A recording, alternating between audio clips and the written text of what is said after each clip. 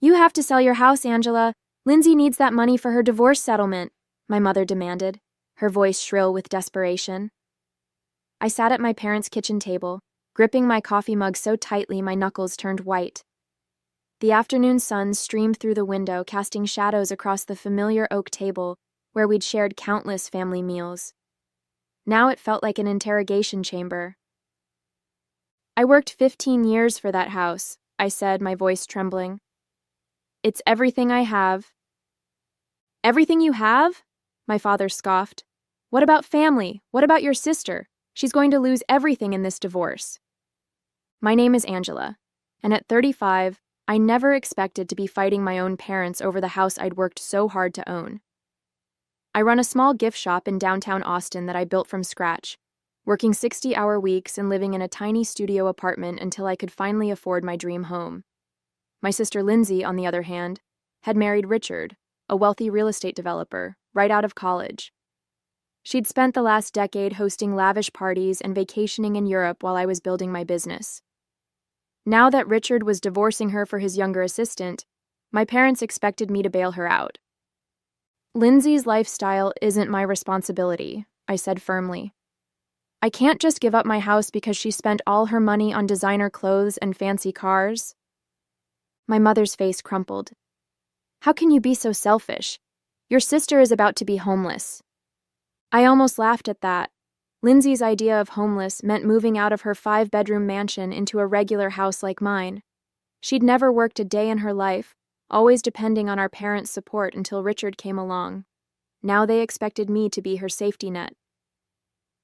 She can get a job like everyone else, I suggested, earning gasps of horror from both my parents. A job? At her age? My mother clutched her chest like I'd suggested Lindsay should become a circus performer. She doesn't have any experience. You know how sensitive she is. The familiar weight of their expectations pressed down on me. Ever since we were kids, I'd been the responsible one, the steady one, while Lindsay was too delicate for real life. Now, after years of finally building something for myself, they wanted me to give it all up for her again. Growing up, my parents had always treated Lindsay and me differently. While I worked summer jobs and saved for college, Lindsay got new cars and unlimited credit cards because she was too artistic for mundane concerns. When I started my business, maxing out my credit cards and working day and night, my parents called it my little hobby. But when Lindsay wanted to become an interior decorator for wealthy clients, mainly her friends from the country club, they paid for an elaborate office and marketing campaign. The business lasted 3 months before she got bored. I thought about all the times I'd stepped aside, letting Lindsay take center stage. The family vacation funds that went to her spring break trips because she needed the experience for her social development. The college money that paid for her semester abroad while I worked 2 jobs to cover my tuition. Even my graduation party turned into an engagement celebration when Lindsay announced Richard had proposed. Remember how much we helped you with your shop? My father's voice cut through my memories. We co-signed your first lease. I took a deep breath. You co-signed because the landlord was your golf buddy and you got a great deal. I never missed a payment. That's not the point, my mother interjected. We're family. We support each other. Lindsay supported you too. She told all her friends about your shop. Yes, Lindsay had told her wealthy friends about my quaint little store, bringing them in to browse and comment on how cute everything was, never buying anything because it wasn't expensive enough for their taste. She'd even suggested I sell the business and come work as her personal assistant once she married Richard. You're so good with details, she'd said, like my dream was just a stepping stone to serving her. The shop had survived because of my regular customers, middle-class women who appreciated unique, affordable gifts.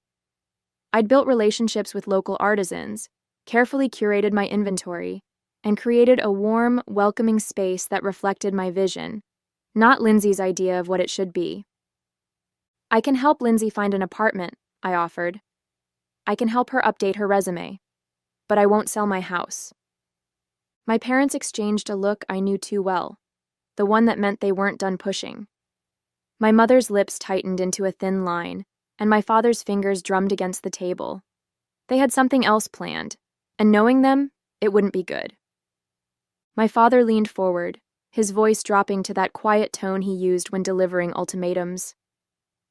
Angela, there's something you should know. Your mother and I have been talking to Aunt Patricia about that summer you stayed with her during college. My blood ran cold. That summer, I'd caught Aunt Patricia's husband embezzling money from their family business. He'd begged me to keep quiet, promising to pay it back.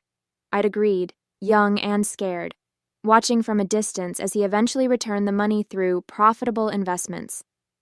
Only my parents knew the truth, or part of it. What about it? I asked, trying to keep my voice steady. We've been thinking about how devastating it would be for Cousin James to learn about his father's situation, my mother said delicately, especially now that he's running for city council. The threat hung in the air like smoke. They would twist the story, make it seem like I'd helped cover up the crime. James would believe them. He always did. My reputation, my business, everything I'd built could be ruined. You wouldn't, I whispered, but I knew they would. They'd do anything for Lindsay. We don't want to, my father said softly. You're our daughter too. We love you. But Lindsay needs this. She's not strong like you. She can't handle being poor. The word too echoed in my head. You're our daughter too. Always second, always the afterthought. I stood up, my chair scraping against the tile floor. You know what? Go ahead. Tell everyone. But first, maybe we should talk about those property deals you helped Richard make, Dad. The ones that somehow always got approved even when they violated zoning laws. My father's face paled. How did you... I have friends at City Hall. They keep records. Really interesting records. I pulled out my phone, showing him the emails I'd collected over the years, just in case. And Mom, should we discuss the real reason Lindsay's last business failed? The missing investor money that mysteriously ended up in her personal account? My mother's hands began to shake. We were protecting her. No, I cut her off. You were enabling her. And now you want to destroy me to protect her again. Well, not this time. I grabbed my purse and headed for the door, my heart pounding but my mind clear. For the first time in my life, I was done being the responsible one, the one who kept quiet and played along. They'd pushed me too far, and now they'd learn exactly how strong I could be. The next week crawled by in a blur of angry phone calls and text messages. Lindsay showed up at my shop 3 times, crying in front of customers about how I was destroying our family. My parents called every relative in their contact list, trying to pressure me through guilt and manipulation. But they didn't mention Aunt Patricia's husband. My evidence had backed them into a corner. Then my mother called with an invitation that was really a demand. We're having a family dinner on Saturday. Everyone will be there. Aunt Patricia, Uncle Robert, James, all the cousins. We need to resolve this as a family. I knew what they were planning. They'd gather everyone, paint me as the selfish daughter refusing to help her poor sister, and pressure me into submission through sheer force of family disapproval. They'd done it before, but never with these stakes. I spent the next few days preparing. I gathered bank statements showing every loan payment I'd made without help. I collected emails documenting Lindsay's failed businesses and the money our parents had poured into them. I even had photos of the apartment I'd lived in while building my shop, a stark contrast to Lindsay's mansion bought with Richard's money. When Saturday arrived, I dressed carefully in a simple black dress and pearls, the ones my grandmother had left me, not the designer jewelry Lindsay usually wore. I walked into my parents' house to find exactly what I'd expected. Every relative within a 100-mile radius all wearing expressions of concern and disappointment. Oh, Angela, Aunt Patricia hugged me stiffly. We're so worried about you, dear. This isn't like you being so stubborn. I smiled politely, noting how she avoided meeting my eyes.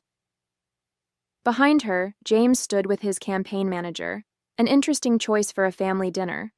My mother had positioned Lindsay at the center of the living room, dabbing her eyes with a monogrammed handkerchief while relatives patted her shoulder.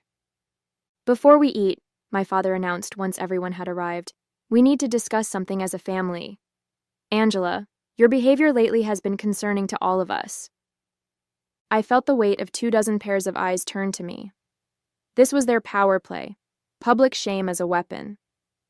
My mother stepped forward, ready to deliver the speech I knew she'd practiced all week. Actually, I interrupted, my voice steady. I have something to share first. I've prepared a presentation about family, responsibility, and the truth about the past 10 years. I pulled out my tablet, watching my parents' faces shift from confidence to fear. They hadn't expected me to fight back. Not here, not like this. But I wasn't their compliant daughter anymore.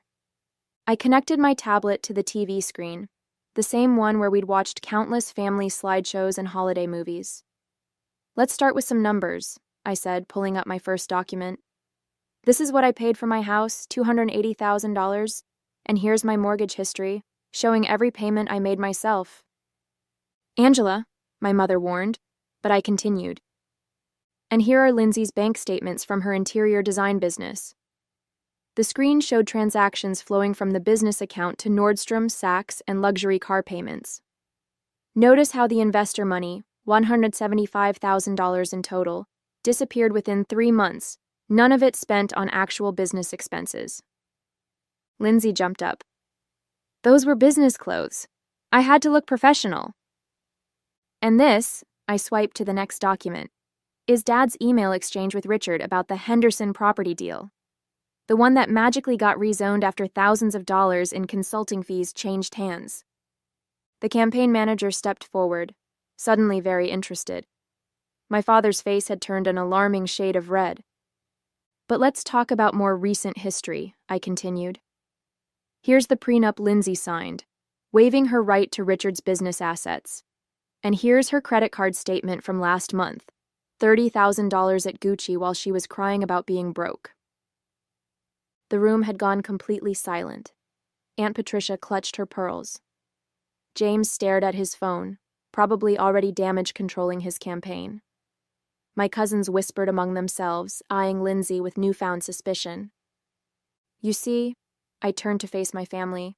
I kept quiet for years. I watched Lindsay blow through money while I built something real. I listened to lectures about family duty while she spent and spent. But I won't be blackmailed into giving up everything I've worked for. How dare you? My mother's voice shook. After everything we've done for you. Everything you've done? I laughed. Let's talk about that too. Here's my college tuition receipts showing how I paid my own way. Here's the lease for my shop with the family discount that actually charged me above market rate. Here's... Enough! My father shouted. This is private family business. No, Dad. You made it public when you invited everyone here to gang up on me. You wanted to talk about family? Let's talk. Let's really talk. Lindsay burst into tears, real ones this time, and ran from the room. My mother followed, calling her name. The campaign manager was already heading for the door, phone pressed to his ear. Several relatives suddenly remembered other commitments. I stood my ground, tablet in hand, watching my parents' carefully constructed narrative crumble around them. In the chaos that followed, my father tried one last time to regain control. If you don't delete those emails right now, he hissed, you'll regret it. I already sent copies to my lawyer, I replied calmly, and if anything happens to me or my business, they'll go straight to the ethics board. Aunt Patricia stepped between us, her face ashen. Robert, perhaps we should discuss James's campaign situation privately. She steered my father away, leaving me facing my mother, who had returned without Lindsay. How could you? She demanded, tears streaming down her face. Your own sister. You mean like how you threatened to destroy my reputation to help her? I cut in. Or how you covered up her embezzlement. That kind of, how could you? The remaining relatives shifted uncomfortably. Cousin Rachel, always the family peacemaker, tried to intervene. Maybe we should all take some time to... No, I said firmly. I've taken enough time. 20 years of watching Lindsay get everything while I worked myself to exhaustion. 20 years of being told I had to sacrifice because she was sensitive. Well, I'm done. My mother's tears dried instantly. If you walk out that door, you're no longer part of this family. I looked around the room, at the family photos where Lindsay always stood front and center, at the wall of achievements displaying her certificates and awards, while mine gathered dust in a box somewhere, at the faces of relatives who had always taken her side without question. You know what, Mom? I haven't been part of this family for a long time. I was just the ATM you kept in reserve for when Lindsay needed bailing out. That's not true, she protested, but her voice wavered. Then name one time you stood up for me instead of her. One time you put my needs first. The silence that followed was deafening. That's what I thought. I gathered my things, feeling lighter with each step toward the door. Behind me, I could hear my mother starting to spin the story already. Poor Lindsay, horrible Angela, ungrateful daughter. But it didn't matter anymore. The truth was out, and I was free. Angela, my father called as I reached the door. When you've calmed down, don't call me, I said without turning around. Don't come to my shop. Don't contact me at all. I mean it. I walked out into the evening air, taking my first deep breath in what felt like years. My phone buzzed with messages, probably relatives choosing sides already, but I ignored it. I had protected what was mine, and that was all that mattered. The weeks following the family confrontation were both challenging and liberating. I changed my phone number, blocked family emails, and focused on my business. My shop had always been my sanctuary, but now it felt even more like home. My regular customers noticed the change in me. I stood taller, smiled more easily, stopped apologizing for things that weren't my fault. Lindsay made one last attempt to reach me, showing up at closing time with puffy eyes and a designer handbag that probably cost more than my monthly mortgage payment. I had to sell my Mercedes, she sobbed. I'm living in a 2-bedroom apartment like some kind of peasant. You're living like a normal person, I corrected her, continuing to count the day's receipts. Millions of people do it every day. But I'm not like other people. She collapsed into one of my display chairs, the vintage ones I'd refinished myself. Mom and Dad can't help anymore. The bank is asking questions about the business loans. Everything's falling apart. For the first time, I looked at my sister, really looked at her. Despite the expensive clothes and perfect makeup, she seemed smaller somehow. Less like the golden child who could do no wrong, and more like someone finally facing reality. Get a job, I suggested, not unkindly. Start small. Learn to manage money. Grow up. A job? She said it like I'd suggested she try living on Mars. I don't have any skills. Then learn some. Take classes. Do what everyone else does. She stared at me for a long moment, then her face hardened. This is all your fault. If you just sold your house... Get out, I pointed to the door, and don't come back. That was the last time I saw her. Through the grapevine, I heard she'd moved in with our parents, who were now struggling with their own financial problems. The scandal had forced my father to retire early, and several of his business deals were under investigation. My mother had to cancel her country club membership, a tragedy she made sure everyone knew about. Meanwhile, I threw myself into expanding my business. I hired 2 part-time employees, started an online store, and began hosting craft workshops that quickly became popular.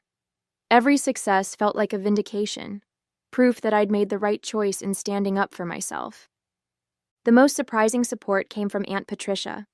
She sent me a letter, handwritten on her expensive stationery, thanking me for keeping her husband's secret all those years ago and apologizing for not seeing how Lindsay and my parents had treated me. You were always the strong one, she wrote, but that doesn't mean you deserve to carry everyone else's burdens. Her words hit home. I had been strong, too strong for too long. I'd let my family take advantage of that strength, twist it into an obligation to fix their problems. Breaking free wasn't weakness. It was finally having the courage to use my strength for myself. In the following months, I discovered what real freedom felt like. I redecorated my house, painting walls and replacing furniture that I'd chosen to please my mother's taste rather than my own. I joined a business owners group, making genuine friendships with women who celebrated my successes instead of trying to diminish them. The family drama didn't completely disappear. Relatives still tried to play peacemaker, sending messages about how my parents were lost without me, and how Lindsay was struggling to adjust. Some implied I was being cruel, holding on to a grudge when family should forgive and forget. But there was nothing to forgive. I wasn't angry anymore. I was just done. Done with the manipulation, done with the guilt, done with being the responsible one who had to fix everything. My cousin Rachel visited the shop one day, trying to convince me to attend the upcoming family Christmas gathering. "Lindsay's really changed," she insisted. "She's working as a receptionist now, a real job, and your parents miss you so much." "They miss having someone to solve their problems," I replied, arranging a new display of handmade candles. "They haven't tried to understand why I left or apologize for what they did. They just want things back to normal." "But that's how family works," Rachel argued. "We forgive each other." "No, that's how toxic families work. They hurt you, then demand forgiveness without changing anything." I handed her a candle, one of my best sellers. "Here, on the house, but please stop trying to fix things that aren't broken. I'm happier now." And I was. My business had its best year ever. I started dating again, meeting men who weren't intimidated by my success or put off by my boundaries. I even bought an investment property, a small retail space next door to my shop that I could expand into when the current tenant's lease expired. The final test came when I heard Lindsay was getting married again, to a wealthy divorcee she'd met at a charity event.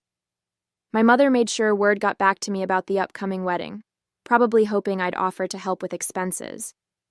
Instead, I sent a small gift with a card that read, "I wish you happiness and wisdom in your new life." The gift was returned unopened, with a note from my mother calling me petty and spiteful.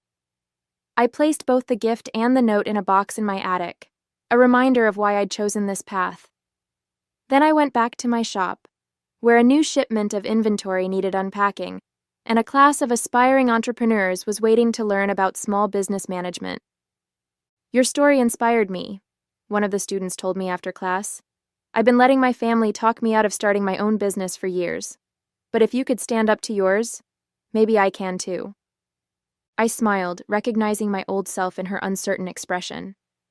"The hardest part isn't starting the business," I told her.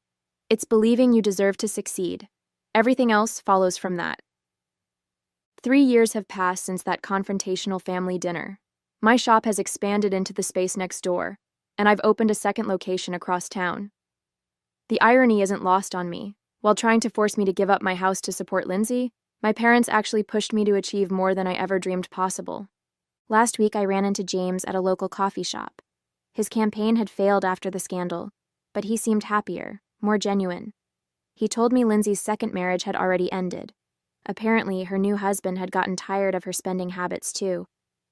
My parents had to downsize to a small condo, their retirement plans derailed by the investigations into my father's business dealings. "They still don't understand what they did wrong," James said, stirring his coffee. "Aunt Helen keeps saying if you'd just helped Lindsay that first time, none of this would have happened." I thought about that on my drive home, how they still saw me as the cause of their problems rather than the consequence of their actions. The old me would have felt guilty, responsible somehow. But I've learned that their inability to face reality isn't my burden to bear. The house they wanted me to sell has become my favorite place in the world. Each room represents a choice I made to value myself, to stand up for what I'd earned. It's not just a home anymore. It's a testament to my freedom. Sometimes I wonder what my life would be like if I'd given in to their demands that day. I'd probably be living in a small rental somewhere, watching Lindsay squander my sacrifice while my parents praised her for trying her best. I'd still be the family ATM, expected to bail them out of every crisis while putting my own dreams on hold. Instead, I'm thriving. My business seminars are always full, mostly with women who've faced similar pressures from family or friends. I teach them what I learned the hard way, that success means nothing if you let others take it from you, and that real love doesn't come with conditions or demands. Last month, I received a wedding invitation from cousin Rachel's daughter. Inside was a handwritten note. You showed me it's okay to be strong, to stand up for yourself. I hope you'll come. I sent my RSVP with a simple yes. I'm not afraid of family gatherings anymore. They have no power over me now. The family that once tried to shame me into submission has lost their grip on my life. My parents and Lindsay are still stuck in their cycle of enablement and excuses, but I'm no longer part of it. I've built something better, a life where I can be proud of my strength instead of having it used against me. The house they wanted me to sell? I just finished renovating the master bathroom. Every morning, I look in that new mirror and see someone who finally learned to put herself first. And I've never felt more at home.